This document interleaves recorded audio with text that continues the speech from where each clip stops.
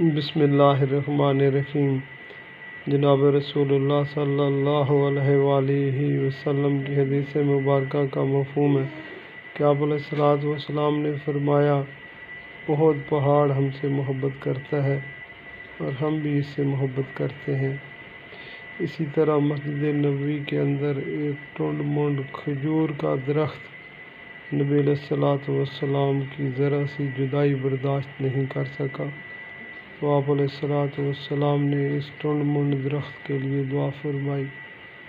جو بھی پاک پیغمبر علیہ الصلوۃ والسلام سے، چاہے وہ شجر ہو، چاہے وہ حجر ہو، چاہے وہ انسان ہو، جو بھی اپنی محبت کا اظہار کرے گا، اللہ اسے کبھی خالی نہیں لوٹائیں گے۔ اللہ تعالی ہمیں جناب رسول اللہ صلی اللہ علیہ وسلم سے محبت عطا فرمائے، آمین۔